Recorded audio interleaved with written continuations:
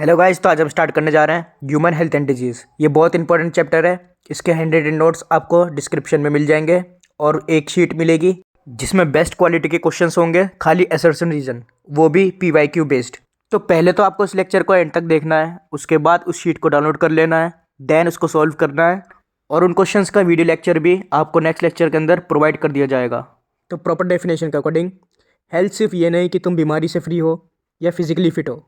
WHO के according health वो complete state है जहाँ तुम्हारा बॉडी फिजिकली, मेंटली और सोशली तीनों में परफेक्टली बैलेंस करता है, वही हेल्दी पर्सन है। मतलब strong body plus stress free mind और अच्छे रिलेशन सोसाइटी में एडजस्ट करना, ये तीनों मिलके ही रियल हेल्थ बनाते हैं, सिर्फ बीमारी ही नहीं। तो हेल्थ को ख़राब करने वाले मेन फैक्टर्स देखते हैं, जो कि पहला आता है जेनेटिक डिसऑर्डर, यानी ये वो प्रॉब्लम है जो माँ बाप से इनहेरिटेंस में मिलती है, जैसे सम कोजेनाइटल डिजीजेज। दूसरा आते हैं इन्फेक्शंस, जो पैथोजेंस से होने वाली बीमारियां होती हैं, जैसे बैक्टीरिया, वायरस, फंगाई, ये सब पैथोजेंस डिजीज कॉज करते हैं। तीसरा आता है हमारा लाइफस्टाइल। ये सबसे कॉमन है आजकल, गलत खान पान या फिर नींद न लेना, एक्सरसाइज ना करना, स्ट्रेस लेना, स्मोकिंग, अल्कोहल, ये सब धीरे धीरे हेल्थ को अंदर से खोखला कर देते हैं। अब देखते हैं डिजीज़ के क्लासिफिकेशन। पहला आता है हमारा इन्फेक्शियस या कम्युनिकेबल डिजीज़। ये एक इंसान से दूसरे इंसान के अंदर फैलती हैं। एग्जाम्पल के लिए कॉमन कोल्ड, जो ड्रॉपलेट से फैलता है। एड्स, ये सीरियस वाला होता है, ये भी फैल जाता है। दूसरी आती है हमारी नॉन इन्फेक्शियस डिजीज़, ये दूसरों के अंदर नहीं फैल पाती। एग्जाम्पल्स के लिए cancer, diabetes, genetic disorder like sickle cell anaemia. अब मैं बैक्टीरियल डिजीज़ को डिटेल में एक्सप्लेन कर रहा हूँ, क्योंकि ये चैप्टर का सबसे इंपॉर्टेंट पार्ट है। पहले बात करते हैं टाइफॉइड की, जिसमें पैथोजन है सैल्मोनेला टाइफी। इसके सिम्टम्स बेसिकली होते हैं सस्टेंड हाई फीवर, स्टमक में पेन, कॉन्स्टिपेशन या वीकनेस, और ये कंटेमिनेटेड फूड और पानी से फैलता है।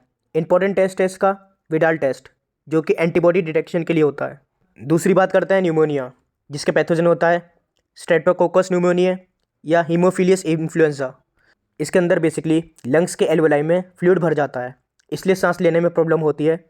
इसके सिम्टम्स की बात करें, इसमें सांस लेने में प्रॉब्लम होती है, सीवियर कफ होता है, चिल्स और हाई फीवर देखने को मिलता है। कॉमन कोल्ड से अलग है क्योंकि ये सीरियस होता है और ड्रॉपलेट से फैलता है। अब आते हैं प्लेग पर। पैथोजन है इसका यर्सीनिया पेस्टिस। हिस्ट्री में ये ब्लैक डेथ के नाम से फेमस है, मिलियंस लोग मरे थे। वेक्टर इसका था rat flea. Swollen lymph node और हाई फीवर इसके मेन सिम्टम्स हैं। अब बात करते हैं डिप्थीरिया। इसका पैथोजन था कॉर्नियोबैक्टीरियम डिप्थीरिया।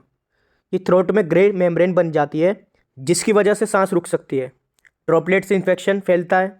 प्रिवेंशन के लिए बचपन में DPT वैक्सीन्स लगाई जाती थी, इसी से हेल्प होती थी डिप्थीरिया से बचने के लिए। अब बात करते हैं टेटनस, जिसे लोग जो भी बोलते थे। इसका पैथोजन होता है क्लोस्ट्रीडियम टेटनाई। सॉइल में रहता है, वाउंड या डस्टी नेल से एंटर करता है, टॉक्सिन रिलीज करता है जिसका नाम है टेटानोस पासमिन, जो इनहिबिटरी न्यूरोट्रांसमीटर को ब्लॉक कर देता है, इसलिए मसल स्टिफ हो जाती हैं और पेनफुल स्पाज्म आते हैं। वैक्सीन इसके लिए मस्ट होती है। अब बात करते हैं ट्यूबरक्लोसिस की, यानी TB की। इसका पैथोजन होता है माइकोबैक्टीरियम ट्यूबरक्लोसिस। इसके सिम्टम्स की बात करें, chronic cough, weight loss, night sweats. ये ड्रॉपलेट इन्फेक्शन से फैलता है, मेनली इसमें लंग्स इन्फेक्ट होते हैं। आते हैं वायरल डिजीज़ के ऊपर। सबसे पहले बात करते हैं रेस्पिरेटरी वायरस। इसमें common cold upper respiratory tract को हिट करता है, यानी नोज़ और थ्रोट वाले एरिया को अफेक्ट करता है, लंग्स को नहीं।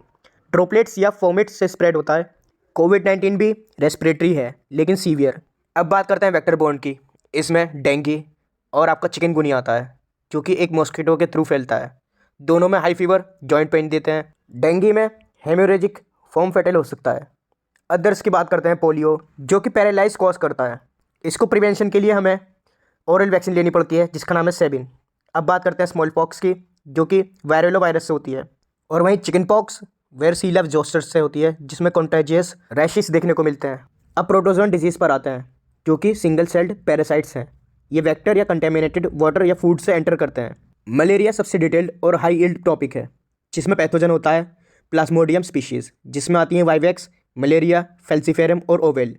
इनमें P. फेल्सीफेरम सबसे खतरनाक है, जिसमें मेलिग्नेंट टर्शियन मलेरिया कॉज करता है। सेरिब्रल मलेरिया तक लेकर जा सकता है, जिसकी वजह से ब्रेन इफेक्ट होता है, जिसकी वजह से इंसान को कोमा या फिर डेथ भी हो सकती है।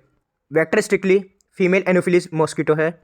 अब देखते हैं क्लासिक सिम्टम्स साइकिल, जिसमें पहले ठंड लगनी शुरू होती है व्यक्ति को, उसके बाद हाई फीवर स्पाइक होता है, जिसके बाद पसीना छूटना शुरू हो जाता है और ये हर 3-4 दिन के अंदर रिपीट होता जाता है।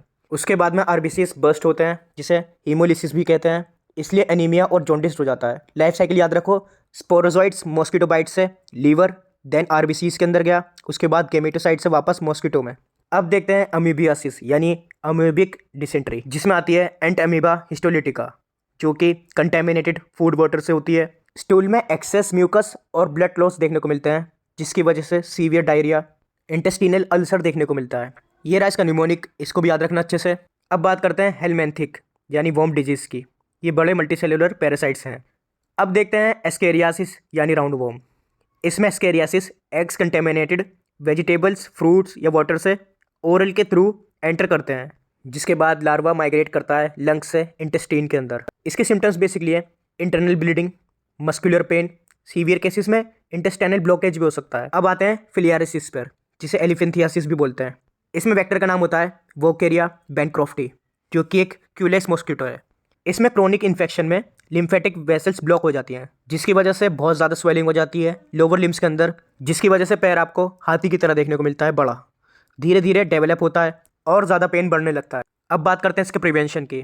पर्सनल हाइजीन, क्लीन वाटर पीना चाहिए, प्रॉपरली कुक्ड फूड खाने चाहिए, रेगुलर हैंड वॉश करना चाहिए।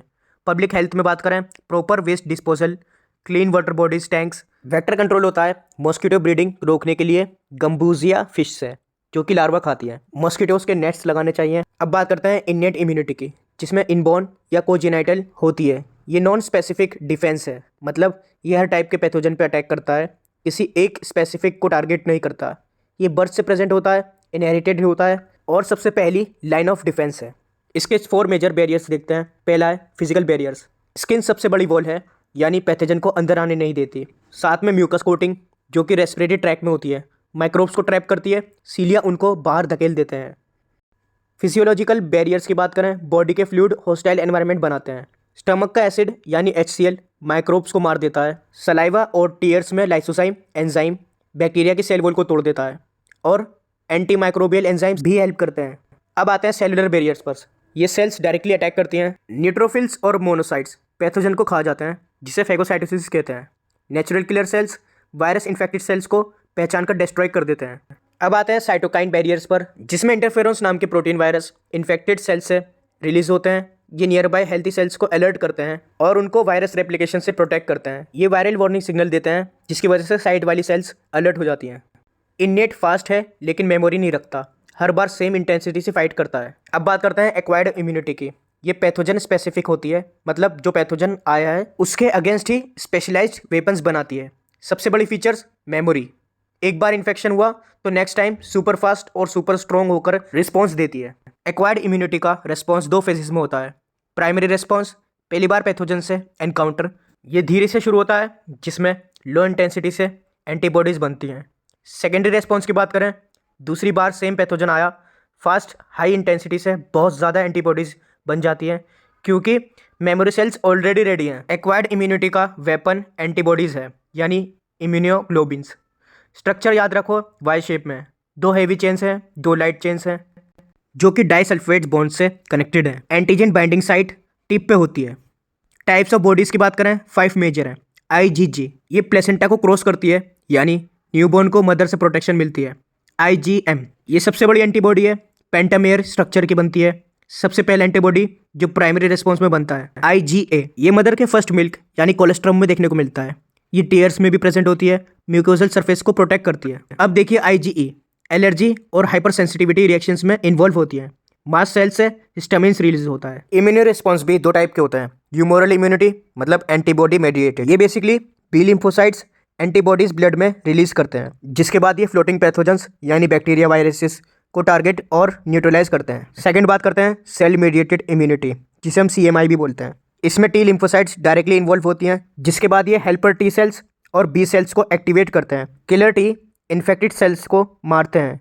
ये ग्राफ्ट रिजेक्शन यानी ऑर्गन ट्रांसप्लांट को रिजेक्ट करने के लिए रिस्पॉन्सिबल होते हैं। अब बात करते हैं लिम्फोइड ऑर्गन्स की, जहाँ इम्यूनी सेल्स बनते और मेच्योर होते हैं, जिसमें सबसे पहले बात करते हैं प्राइमरी ऑर्गन्स को। इसको फैक्ट्री भी बोला जाता है, जिसमें बोन मैरो यानी बी सेल्स बोन और मेच्योर होती हैं। थाइमस टी सेल्स भी इसमें मेच्योर होती हैं। अब बात करते हैं सेकंड टाइप की, जो कि हमारा सेकेंडरी ऑर्गन्स, जो कि बैटलफील्ड की तरह काम करता है, जिसमें spleen, lymph nodes, tonsils, pairs patches और माल्ट पाए जाते हैं। ये 50% लिम्फोइड टिश्यू को कवर करता है। अब देखते हैं active versus passive immunity. Active immunity body खुद बनाती है, ये स्लो प्रोसेस होता है, लेकिन इसका इफेक्ट लॉन्ग लास्टिंग और मेमोरी के साथ होता है। दूसरी बार पैथोजन आया तो ये तुरंत स्ट्रॉन्ग अटैक करती है। इसका एग्जांपल है चिकन पॉक्स हुआ तो लाइफ लॉन्ग इम्यूनिटी, और वैक्सीन भी इसी कैटेगरी में आती है। अब बात करते हैं पैसिव इम्यूनिटी की। ये एक रेडीमेड एंटीबॉडीज हैं जो बाहर से मिलती है। इसमें इमीडिएट रिलीफ मिलता है, लेकिन ये शॉर्ट लिव्ड होती है, कुछ वीक्स के अंदर खत्म हो जाती है और इसकी कोई मेमोरी नहीं होती। इसका एग्जाम्पल है IgA, जो फर्स्ट मिल्क से मिलता है, और दूसरा एग्जाम्पल स्नेक बाइट, जिसमें एंटीवेनम इंजेक्शन लगाते हैं। अब देखते हैं वैक्सीनेशन का कॉन्सेप्ट। ये एक्वायर्ड इम्यूनिटी का प्रैक्टिकल एप्लीकेशन है, जिसमें आपको रिकॉम्बिनेंट DNA वैक्सीन्स, जिसमें दी हुई है हेपेटाइटिस B वैक्सीन्स, ये ईस्ट सेल्स में जीन इंसर्ट करके बनाया जाता है, सेफ और इफेक्टिव होती है। ओरल पोलियो वैक्सीन की बात करें, ये गट में इम्यूनिटी बनाता है। वैक्सीनेशन ने स्मॉल पॉक्स को लगभग खत्म कर दिया है। अब देखते हैं इम्यून डिसऑर्डर, जिसमें सबसे पहले बात करते हैं एलर्जीज। ये बेसिकली हार्मलेस एंटीजेंस पर, जैसे पोलन, डस्ट पे ओवर रिएक्ट करती हैं। इसमें होता क्या है, बेसिकली IgE मस्ट सेल पे बाइंड करती है, उसके बाद हिस्टामिन, सेरोटोनिन रिलीज होता है, फिर इन्फ्लेमेशन होता है, जिससे ईचिंग और स्वेलिंग शुरू हो जाती है। इसका ट्रीटमेंट है एंटीहिस्टामिन, एड्रेनालिन और स्टीरॉइड्स देना। अब देखिए ऑटो इम्यूनिटी। इसमें बॉडी अपने सेल्स पर ही अटैक करती है। इसका एग्जाम्पल है रिमेटॉइड आर्थराइटिस, जॉइंट्स में होता है।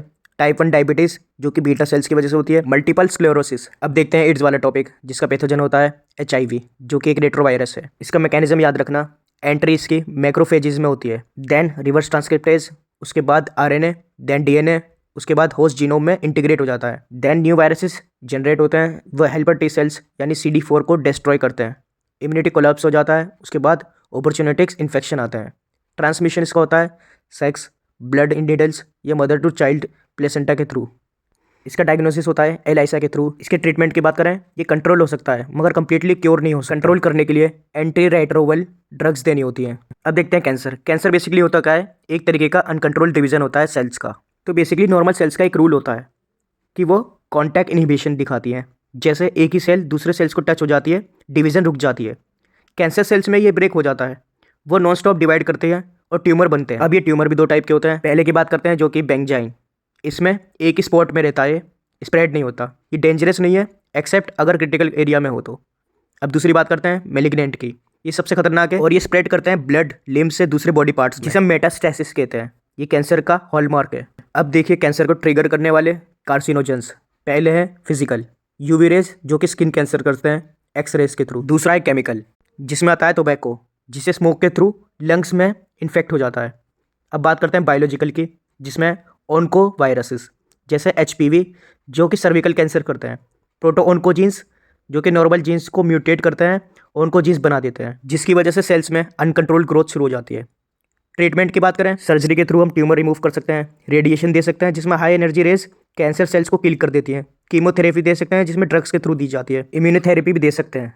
सो गाइज, ये रही इस चैप्टर की सबसे इंपॉर्टेंट टेबल, जहाँ से क्वेश्चंस फंसेंगे ही फंसेंगे। इसको बहुत अच्छे से याद कर लीजिएगा, इसके इफेक्ट्स को, एक एक चीज़ को अच्छे से रट लेना, और इसी पर बेस्ड मैं कुछ क्वेश्चंस दे दूंगा, उसको अच्छे से प्रैक्टिस कर लेना। आपका पूरा चैप्टर पैक हो जाएगा बहुत अच्छे से।